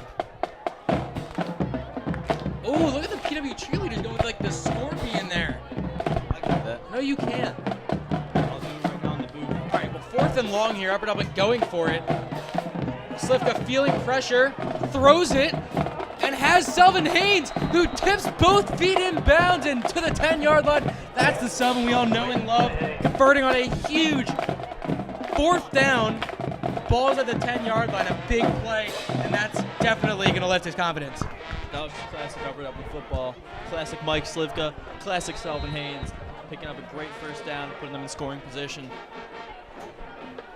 He made sure to tap both feet in. I mean, you only need one in high school, but he decided to go for the 2. He's getting ready for his pro days. Foreshadowing?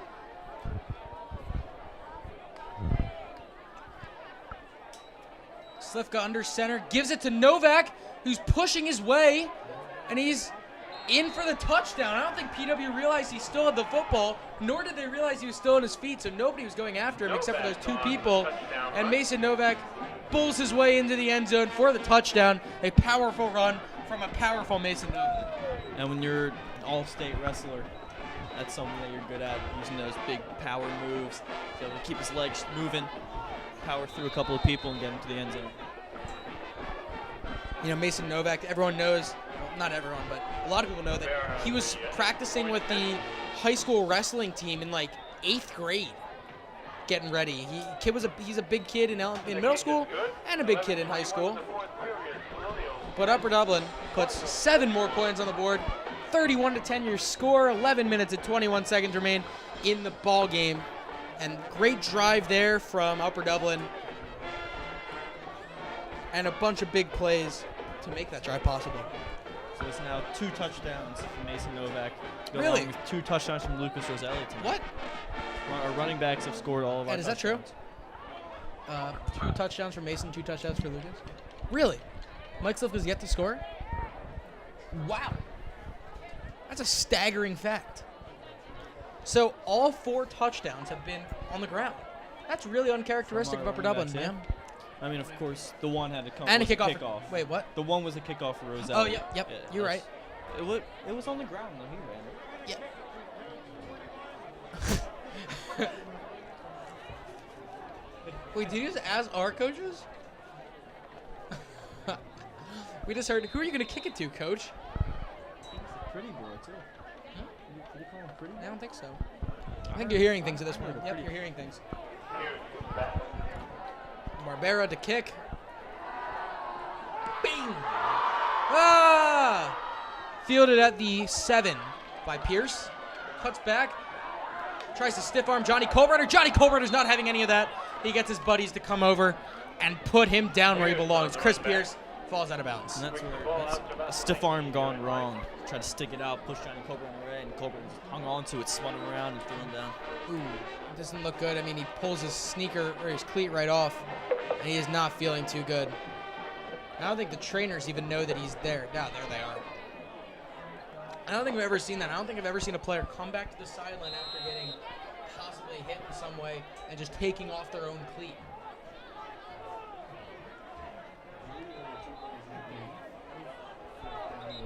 We've made 5 fourth down conversions. Wow. 3 of them were for touchdowns? That's a very, very, very interesting stat. I'm going to write that down. What'd you say, 5 for 5 on fourth down? Wow. I'd like to thank the PWPA announcer for that stat. Just keep us up to date here. Great facility we got here, actually. We were talking about this at halftime.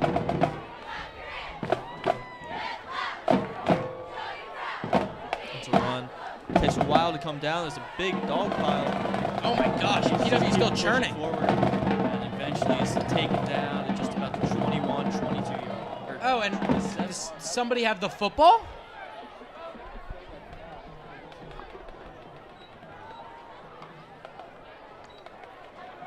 Oh, PW comes out with it. That was Degnan on the carry. I mean, Brody Belasi did a very aggressive tomahawk chop motion, symboling that it could be Upper Dublin's football. But, you know, you never know what happens in those piles there. The ball could be in anyone's hands. Pretty much a free-for-all. PW came out with it, but second down and short. McLaughlin under center. and gives it up the middle, and he's stopped and pushed down for a loss. I believe that was Pacello on the carry. There we go. I got it right this time. But Charlie, that stat about the 4th down conversions is absolutely staggering. Especially when we've been stopping PW on their 4th down conversions, able to come back and convert 5 straight. 5 for 5. 3 of them for leading touchdowns. Yeah. Olay! Just great play calling by Coach Brett Stover, too. All right, so we see a woman pushing something on the track there. Is that a baby That's a stroller. That is a baby stroller. Yeah. All right, so I'm not seeing things. I'm sure. Pacello on the carry, and that's going to be good enough for a first. But I think she's still running with the baby. I mean, I don't know what else you'd have in such a stroller. Think she's logging some laps? See if she runs by here. She might take out a couple cheerleaders. So let's see if she stops before this one. And it looks like she is going to go out. She steps out of bounds behind the end zone. First down there, converted by Pacello on the carry. They go right back, not to him, and he's thrown back down by the Cardinals. Johnson on the carry.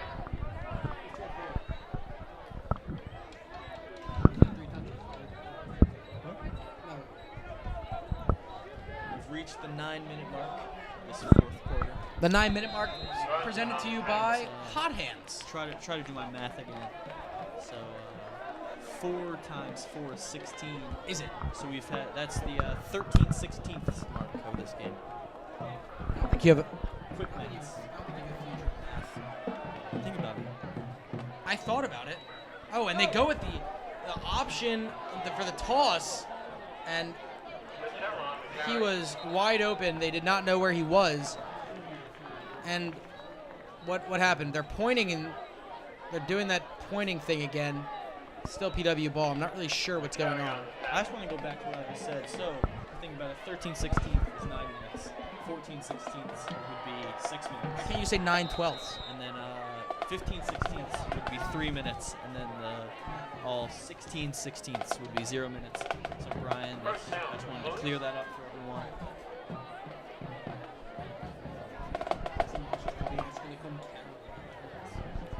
You Carol? Are you you Carol? No, she wanted to carol at my house. She went to carol at your house. Yes. Like knock on your door and sing to you. Do, do, do, do, do, do, do. Or is Carol at your house? Carol, Aunt I don't. Carol's not Oh over? my God! Oh my goodness gracious! Matt Shields just got buoyed. He got his. Yeah, that stiff arm was ferocious. You see that? I did. He was, running right into him. He's like, "Get out of my way," and he stayed on him. Well, and you could pushed see him the out. abuse in the Here in the clubhouse booth? right now. Yeah. We got abuse in the booth. That sounds like a documentary title. Wow. No. What if I told you? I haven't seen one of those commercials in a while. You know the 30 for 30 commercials? Yeah. Have you seen one? Those are some good films. Yeah, I mean, especially the one This magic moment. No, I like the parody with Harambe. I have not seen that one. The parody video? I have not. I'll show it to you the next time out. Oh, it looks like they're going with like some Philly special, maybe? Nah. McLaughlin dropping, firing over the middle, and Brian McCary comes down with it, flags on the play.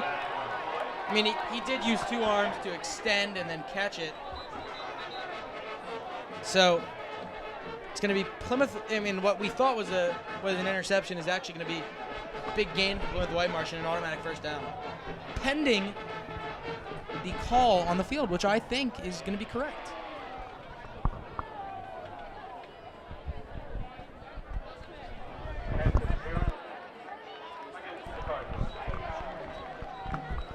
So it's against Brian McCary, and that's going to be an automatic first down.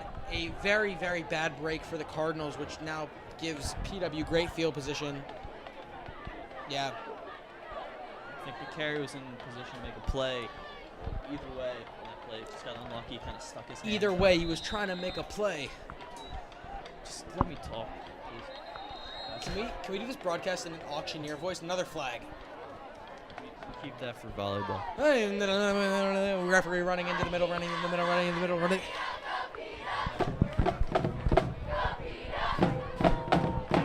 I kind of feel Oh, sideline infraction against Upper Dublin. Warning, though. You know, sideline infraction pretty much haunts Upper Dublin in their dreams and nightmares, for that matter. Last year at Upper Moreland, that pretty much completely changed the fate of the season. They lost and couldn't convert due to a sideline infraction. That was a crazy game. Yes, it was, but this is also a crazy game. I mean, not really, but McLaughlin tries to go with the fake and up the middle and just gets drilled by Mike Slivka's left shoulder. Have you ever gotten hit by Mike Slivka's left shoulder? I think you have. I remember. Are you sure? I mean, I feel like that would be something that I would probably still be feeling it. I mean, yeah. I'm more catch passes from him. Like on this field next year, I'll hopefully be catching a couple passes from him.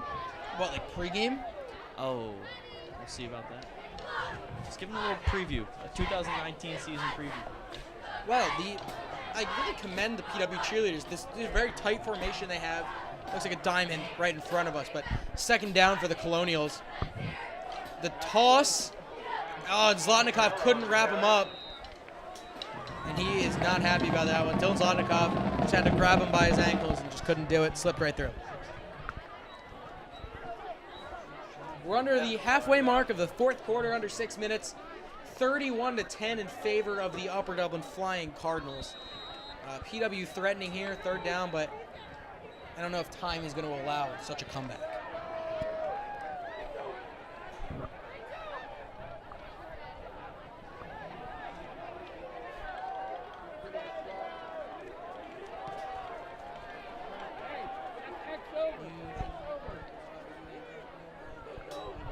Handoff to Pierce, trying to get to the outside, and he's wrapped up and torn down. See a big man there, CJ Staley, getting to the outside and bringing him down. Staley featured on this week's segment of UD Talk Sports, hosted by none other than Quinn Burns. Speaking of UD TV, Dom Perry hitting the streets, jackets and things. Let's see where he goes this week. Stay tuned. Well, no, he was at the Ambler movie Oh, you're theater right. He was at the this Ambler week. movie theater. Jackets and Things was last week's segment. Yes. We all watched. We all watched it a couple times. How'd you watch it a couple times? I looked it up, watched it multiple times. I loved it. 4th down and 1. PW has not been good on 4th down. McLaughlin going to go with a sneak, and wow. Upper Dublin kind of just collapsed there and just let him run right through. The one time it was a 4th and 1, and I didn't call the QB sneak, and I go with it. First and goal from the 10-yard line. We have our own little spotter up here in the booth telling us everything we need to know before we need to know it. Takes a lot of the math out of it for me, so I appreciate it. And also, if you tell me where you got that PIAA windbreaker, it's pretty sweet. Good answer. Where do you get that jacket? The jacket store? Jackets and things. Oh! McLaughlin under center. Oh, wow. He got mauled there by Mike Slivka. Mike Slivka, he has been reading all of these plays. Slivka's been able to get past the line almost every play. I got tackled for a loss a lot of times this week. You could say he's reading in between the lines. Oh gosh. Because the lines are obviously like defensive. And no, I'm saying yes. The Can you defensive line. take that tape off, please, Charlie? No, take the tape off. It's very strong tape. Special shout out to Resco Gaff Tape. Shout-outs. No, Resco Gaff Tape. They are a lifesaver. You can reuse that tape too. Like, if you wanted to use that for something, you could. You like the gaff tape? Gaffer's tape? Yes, I do. I don't think it's coming apart. So that's a good thing. P W. Is there actually? Wait, you actually got a PIAA? Is that where you got that? Is that where you... Oh, are you an official? Cool. That's pretty sweet. I don't know if I just go buy PIAA merchandise just for the heck of it, but it's good to know. It's good information. Hey, Dom, while we're at it, can you reel up this extension cord? I mean, we got some time. Hold on, not yet. Still plugged in. But special sponsor to the people that make the extension cord company. Dom, just reel that guy up real quick. And there it goes, right out our window and up to Dom Perry. It's almost like magic took that cord right up there for us. Bang, bang, dun, dun, dun. This Upper Dublin band, I don't know what it is, but their sound really travels all the way to the other side of the field. It sounds like they're right in front of us. Bang, bang, until you found. Na, na, na, na. I love when Coach Sowers runs forwards and then flips around and runs backwards to scream out one more thing before he comes off the field. 2nd down and goal for the Colonials. McLaughlin rolling out to his right, throws it, and it's complete to the 3. Oh, and it was.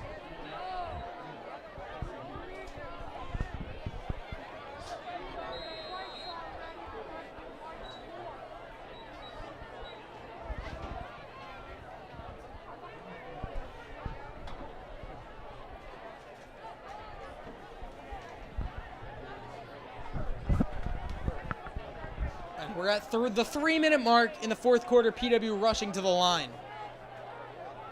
Based on the way this game has been going, I wouldn't be surprised if they got called for a false start, but they don't. McLaughlin rolling out to his left. And, wow, spins out of the way of Matt Shields and dives into the end zone for the touchdown. Really crafty play there and got right out of the grasp of Matt Shields. Just under 3 minutes left. It's their first score in the 2nd half. For either team. Yeah? No. Oh, yeah. That's what I wasn't thinking.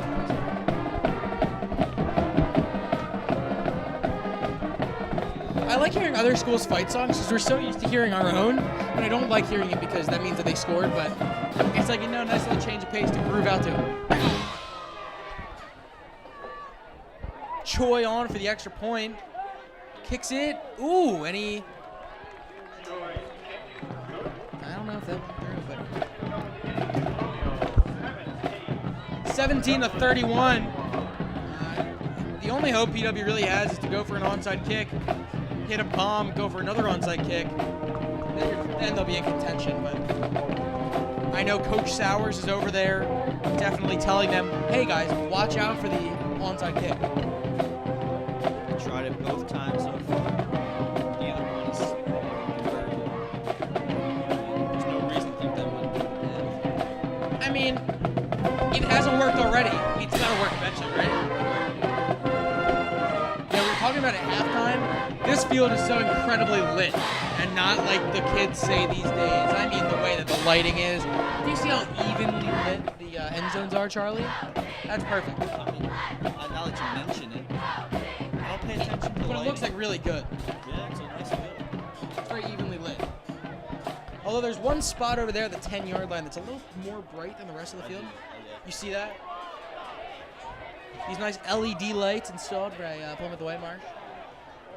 Speaking of LED lights, Plymouth Whitemarsh just completed their construction project, which will mean we have a new gym to play against PW in. More on that in a second. This is a big run-up for a probable onside kick. Choi. The onside, and he just, wow. He just bends it out of bounds. He curled it like he was like David Beckham or something. He ran up to it, and he had to do a banana hook out of bounds before it got to the 50-yard line. That's like what I try to do in golf sometimes, stuck behind a tree, just trying to hook it out into the fairway. That would have worked in that situation, but not when trying to convert on an onside kick. No, it's true though. Like I've tried to do that in golf. You're a shank. I am a shank. You're a You're shank. right. I hit one into the road the other day. Walking shank nerves. I shanked the ball. What street runs adjacent to Lulu? Lulu, ooh. Is that Jenkintown Road? No, it's North North Hills Hills Avenue. Yeah. Yeah, I think so. Maybe. That's All I know is I came near. I nearly hit a GMC driving in my direction. that would have been a hefty little It was check you'd be It was getting. 4 right. I didn't say 4 right because the cars have their windows up. They're not going to hear me.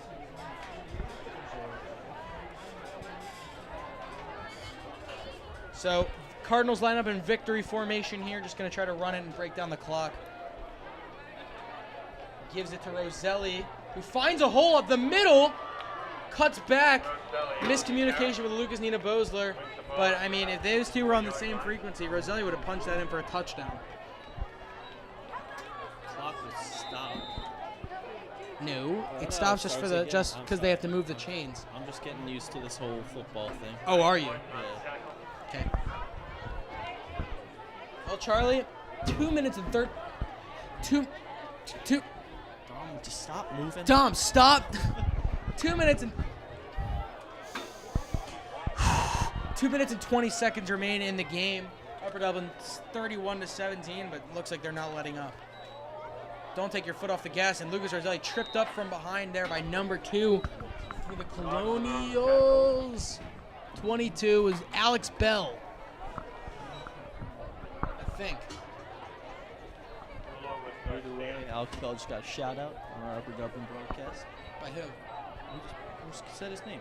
Oh, so you're saying like even if he didn't get the tackle, it'd be kind of cool that he got Yeah, shouted out you know. on one of the most prestigious broadcasts in all of suburban ones. Sitting on the sideline, gets his name called out. It's like, hey yo, Ma! Alex Bell, yeah. You think he's related to Drake Bell? Wow. That'd be pretty cool. Drake Bell's good guy. It's gonna take some. Second down here for the Cardinals, under 2 minutes. Gives it to Novak, dives up the middle. Novak on the carry. We're gonna start packing up the broadcast here, but you know, just over a minute remain in the game. A lot of ruckus coming from upstairs. Dom Perry, you're gonna need to lighten your steps, chill out. We won the football game. You don't need. He's jumping up and down from his He's jumping for joy. excitement. Yep. Yeah. Okay. That clarifies it more. And we're under a minute to play. Upper Dublin just going to dwindle the clock now. Come on, take a knee now. Slivka has the ball, pulls it out, tries to cut back, shake a man, and he falls to the 15-yard line. And it looks like the coaches are not happy with how Upper Dublin is coaching. The Colonials coaches just looked over, clapped, applauded the Upper Dublin coaches. Hostile scene. But that's going to run out the clock, and that'll do it tonight here from, well, maybe unless they run another, they're not going to run. Yeah, I think Ladies that's and good. gentlemen, have our worship away That's gonna next week. do it tonight here for the Cardinals.